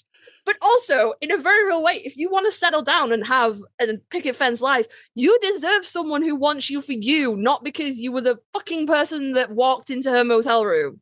Not a rebound. And that was the thing, is Amelia and Sam, they were both each other's rebound. Yes. And yeah. A rebound from Dean, who's dead. Yeah. Right. Because losing your brother is the same as losing your husband, apparently. Well, I mean, I don't have a brother, but I have a husband, and I just don't think I'd be really put together if I lost him. So maybe. I don't know. Can I put in as an honorable mention for a bunch of stuff, all the times they've been compared to a married couple? So like 16 roadkill, 414 sex and violence. That entire thing with Amelia and Dawn and Dean, shut up. I know. Military. And Dawn comes back and then of course presumed dead. What? I know. And then, of course, in Red Meat with I Watched the Man I Love Die. There's no normal after that. It just pans to Dean. Yeah. Crazy. Yeah. All right. Yeah. Now, since everybody else got to list off theirs, but everybody listed all of mine during that process, I do have one more. I do have one more little thing, and it's because I found these two gifts. I shared them with Owen and Teacup. Okay. Either this morning, I don't even remember when that was, maybe yesterday. Mm-hmm. But they're two different moments from two different episodes, but they mirror each other, right? Mm-hmm. So we've got Dean in, I think it was Citizen Fang, the one when he and Benny run off to do their little thing when Sam finally go on learns. a side quest. Right. Yeah. Mm-hmm. But Dean's talking on the phone to Benny, and he's like, do not underestimate my little brother. Okay, he can and will kill you given the chance. Or maybe that's later on when the other hunter is that one? I think I think it's Citizen Fang. Whatever. It is early in Citizen Fang, because Benny's like, your little brother doesn't exactly send chills up my spine, and Dean's like, no, you don't understand. Right. Is it Marv or Merv or who? I can't remember what his name is. It was Martin. There you go. Mm-hmm. But like just that he can and will kill you given the chance. Watch out for him. Mm-hmm. But so that then mirrored with 11:10, The Devil in the Details, when Sam goes back into the cage with Lucifer. Mm-hmm. And he says, and eventually, sooner than you think, my brother's going to walk through that door and kick your ass. And just the simple fact that the two of them are like, my so brother much faith can... in each other. I know. It's just, I'm like, that in and of itself is insane. Like, Sam is saying this to literally the devil. Mm-hmm. Who has My big traumatized brother him can beat you up. severely. My big brother is going to show up to save me because he always shows up to save me. And when he does, Even he's going against to kick your you. ass. And then Dean is like, my brother may seem harmless, but he is a killing machine. You need to be careful. Like, Mm-hmm. I don't know. Yeah. It's great. It's great. Yeah.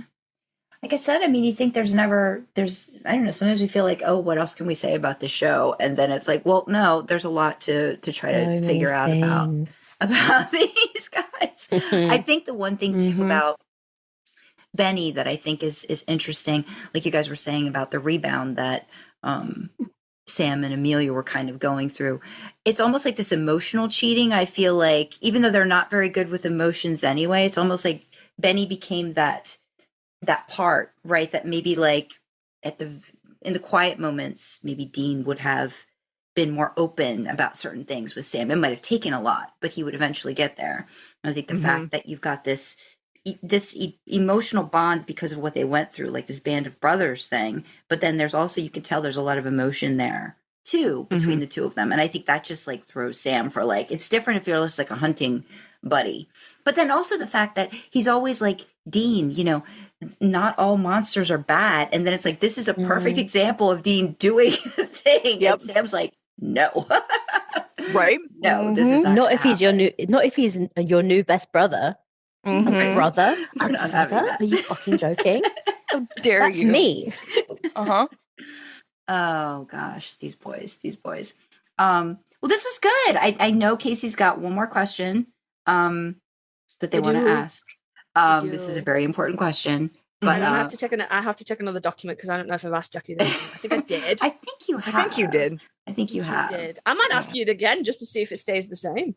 All right. Okay. All right. But I gotta check my docs first. We've already done so many things now with like again just tilting everything in Sam's favor now. This is going to go down as a really, really important episode.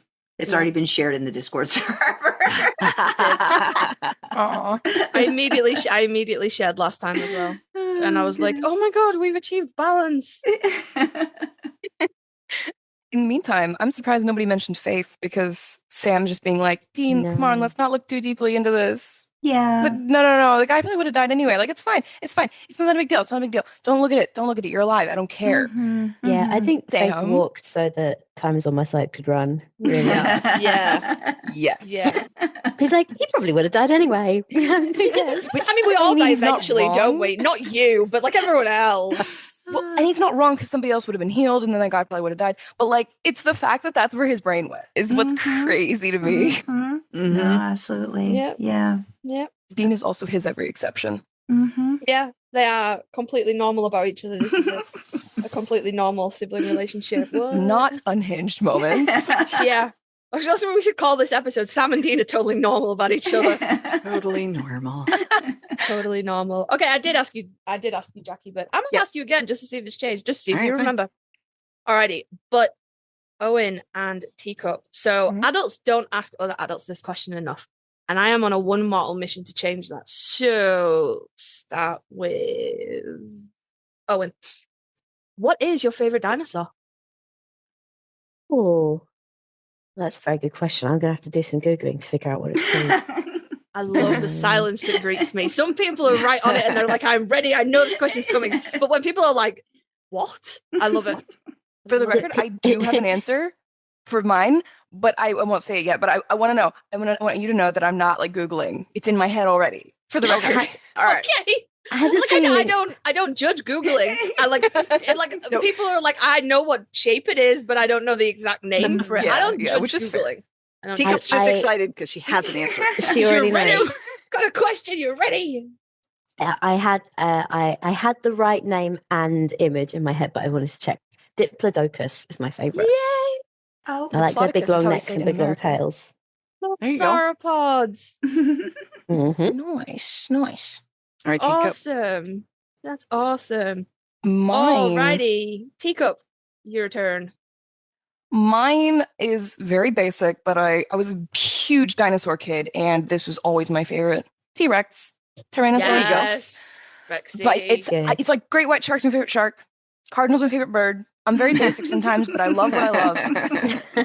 Hey, look, there's nothing wrong with that. There's nothing wrong with that. Though I do have a White little shark. Parasaurolophus on my shelf, looking at me. She guards my books, but that's up there as well, just because I have a little Parasaurolophus up here. But yes, I love Excellent. that. I love that. And there's nothing wrong with basic things. Great white sharks are very interesting sharks. Cardinals are They are. beautiful birds. T-Rex, the queen of the Jurassic Park movies. What more can you say? Rex. Oh, Now, Great. I will say mine has not changed. And I have not forgotten the fact that Lemons beat me to the one that I was going to say originally, which was Pachycephalosaurus. But Yeah. because it's a tie for me between the Pachycephalosaurus and the Euoplocephalus. And so I still stand by Euoplocephalus because I love the little armored guys with the spiky little turtles. Oh, Yeah, are they the and ones with the mace tails? Yes, Yeah. the one with I the love mace tail. them. They're They're so sturdy. I know, right? I am gonna have to go through and make an actual list because I stopped writing them down after we did. I was only documenting them for so long, so I'm gonna have to. Yeah, because I was going to ask, is T-Rex still? Because wasn't T-Rex like the one that was mentioned most, or Nope. was it? Oh, was it? Nope. Was The ones that came in together. T-Rex and Brachiosaurus came in second with 2 votes each, and Triceratops and the not a dinosaur pterodactyl came in first with 3 votes each. Pterosaur. I'm very angry about that because it's not a dinosaur. Not only is it not a dinosaur, it's not even an animal.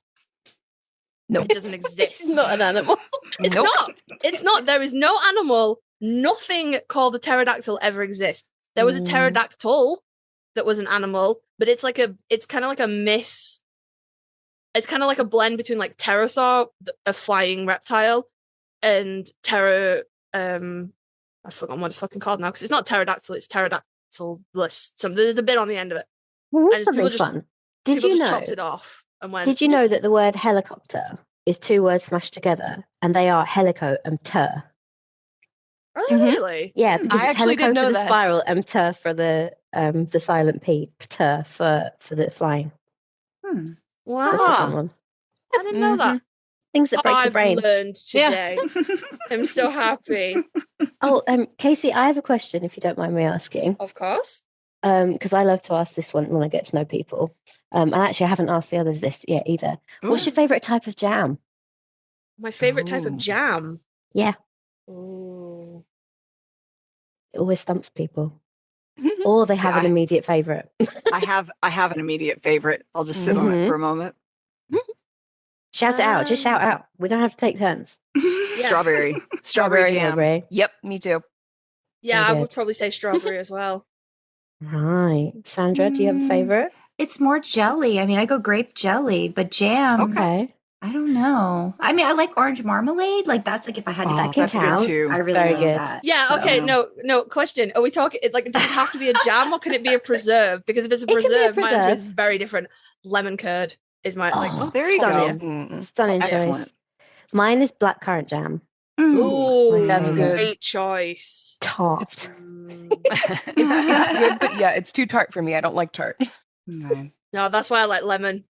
I got to give a shout out to Fictional Lemons who gifted Yes, us so good. some marmalade when we Mhm. got to see Oh, her at lovely. Norfolk Con, and it was delicious, by the way. So Yeah, I was saving that up for like every little time I could have it. I'm like, oh, this is so good. It's like it was just Yes. this Amazing. little bit of heaven on top of like, yeah. Oh, it was so good. It was yeah, really but as good. far as favorites, I'm very basic with it. Strawberry jam. That's Mm. yep. It's a classic Me for a too. reason. Yeah. It is a classic, yeah. Mm-hmm. Yeah. Strawberries Also are my favorite straw- fruit. Strawberries are great fresh, but they don't stay fresh long. They mold too fast. So That's making true. them into jam makes them last so much longer. You're Mm. supposed to do Yeah. some kind of bullshit with a Tupperware and a damp paper towel and some shit keeps them in the fridge. I don't know. Fruit is inherently untrustworthy. They never last that long. They never last long enough to go off for me. I just like There you boom go. them immediately. Yep. That is the correct answer. Unfortunately, fruit is inherently untrustworthy for me, and I don't eat it because you can't tell. This has been fun. I'm This so has been glad we got a great. chance to do this. Maybe we can do Yes. something again soon with another, like, not unhinged, but something else. But Yeah. it's been Yeah, great getting definitely. a chance to chat with Those are you loads of about fun. all the fun things. Yeah, did you have any, like, I don't know, closing thoughts about the boys in general, or do you think we kind of like went to town on it? Like just in terms of like the unhinged encapsulating them, or do you really do think like the Zachariah thing, which came out of like nowhere, and I was like, what? Like when the fact that like somebody says that is just, yes, this is how the showrunners are totally seeing it too, and how could you not? You know what I mean? Like this is how they're going forward with it. And then, like 7 episodes earlier, that one doctor's like, "You and your brother seem to be dangerously codependent on each other. We're going to separate you for a little while." Yeah. Well, and I think that's the thing, is the show was very aware. Like, we named our podcast The Epic Love Story of Sam and Dean because, of course, Sarah Gamble said it about the show, teasing Eric Kripke, who then was like, "That is what it is, though." And then he said it, used that as a descriptor. And, since then, since the show has ended, Jensen has said it, Jared has said it, even Misha has said it. And like everybody that talks about it, they're like, no, I mean, it's really just a love story of these two brothers, like, and not in a weird way, not in really an incestuous way or anything like that. It's just, they are dangerously codependent, a little emotionally enmeshed, but in a way that feels very mythic. Really. And I think that's what hits so strong about the show is they took this, what is on paper a stupid concept, right? That just shouldn't work, right? It's two dudes in a muscle car driving around America shooting ghosts with guns, right? Like, mad. Yeah. It's crazy. It sounds crazy. But it works because, of course, they focused on the fact, no, it's about the brothers and it's about their relationship. And, they embraced the melodrama and they embraced the ridiculous codependency and called it out. But to a degree that became like a modern level myth, right? Because, of course, they weren't just fighting ghosts. They were, getting into fist fights with God, like when all is said and done. And it's stupid, but I think it works. It works. And it fits that. It fits that, I think, base human need to have these larger than life heroes, and then to have it be a pair of siblings that are like almost like a yin yang, like twins type thing. Like they're a bonded pair, do not separate. Like, and that's the way that it kind of pitched throughout the show. I think is what makes it work so well. Yeah. But it's romance with a capital R all the time. Like in the sort of Gothic literary kind of sense. And I think that mythological thing this is why people are obsessed with the Greek gods. They're all siblings. So, I mean, who are married. It just happens, right. like the fascination doesn't stop. Yeah. And the soulmates part of it too. Like, which I think, Jackie, we were at I remember, I think it was the DC one, right? Where somebody was asked they were asked that question. And I think Jared had said something to the effect of how he was seeing his own, his kids, right? His two boys, and how they have a really special bond. And I think even I don't know which one said it, but I think it might've been Jared that mentioned the soulmates aspect of it too. And that part of it was really the fan asked about that. And that was actually the con. I got to meet you and also Jackie at that con. I was there. Yeah. But Well, and they handled it well, right? Like, because I think even Jackie, I think I was looking at you like going, "Oh, this is going to go really weird, really quickly." And it was like they took it in a way that made it, not as I've been hearing about recent cons and stuff and where stuff is going. So I think they were able to, kind of really turn it around into something that was really special and still was true to what they were talking about with the show, which I think was great. Well, what's cool is we actually, one of our listeners is the person who asked that question at that con. Cause she emailed us about it and was saying that she was the one that actually asked that question. So I thought that was really, really neat. Cause then of course we gushed. We're like, oh my God, that was that we were both there for that one. But, and that's the thing is, again, as an unhinged thing, the show made them soulmates, dropped it as like a little, just, oh yeah, by the way, this is a thing. And then never mentioned it again. Yeah. Because it was the least weird thing about them at that point. Yeah. This is true. Yeah. Oh, well, this has been fun. I'm going to let you go. We've actually, we kept it to 2 hours, which I think is great. Well done. It's better than we usually do. I know, right? Yeah, we'll end up doing our outro on the back end of it when you guys head out. But yeah, it was so great. It was great getting a chance to talk to you, Owen and Teacup, and I hope we get to do it again soon. And we'll be listening to all the other unhinged things you talk about on the epic love story of Sam and Dean. It's always fun to listen to conversations like that and when you get into it. So good job. Do you want to, but just before you go, do you want to market yourselves, tell the people where they can find you, all that good stuff? Well, we are the epic love story of Sam and Dean, aka TELSOSAD Pod. You can find us on Spotify, Apple Podcasts, YouTube, pretty much anywhere where you can listen to a podcast. Hopefully we're there. And you can also, I can be found on Tumblr as jinkieswouldyoulookatthis. Owen and Teacup, I don't know if you want to. Yeah. I always feel like I should do it in the way that I do it on the podcast intro. Hi, I'm Owen, and you can find me at Oh-whenyouloveit on Tumblr. That's how I say it. That's how I always. Great.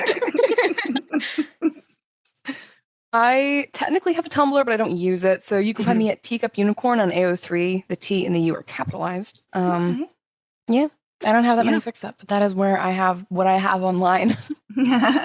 That is where the good people can find you. Yeah. Awesome. Yes. Awesome. And we can be found collectively at TELSOSAD Pod at Tumblr. So, on Tumblr. So, okay, awesome. Yes. We'll make sure to put links and stuff in the description too. Yeah. But I've already got you linked.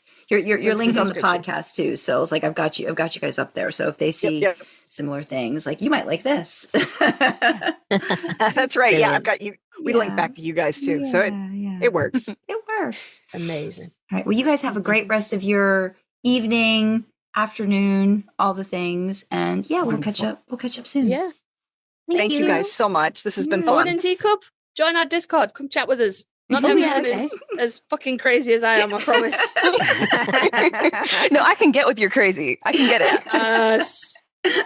Join the Discord. Come join us. Chat with us. Awesome. All right. Have a great rest of your afternoon and evening, guys. Okay. Bye-bye. Bye. Bye. Yay. That was fun. Yeah, that was great. It's fun to get to talk to That was great. Owen and Teacup. They need to come back. Yeah. Well, I think there's more opportunity for them to come to us than us. Yeah, they don't do guesty podcasts. We're gonna have to find something else. Yeah. But this was a fun conversation. Like I said, I think there's so many levels that you can take the show, and to dig in deep to this very weird, nuanced, not so nuanced relationship and how unhinged they are. I mean, it is what makes the show. I mean, I don't think you can really, I just think it's obvious that there's a lot of stuff going on with them, and that's what keeps people coming back, even though we get irritated again and again and again about some of the things that they're doing. But that's what keeps us going with it. So yeah. Do you have any other thoughts, or do you think we covered everything? I think we covered everything. Okay.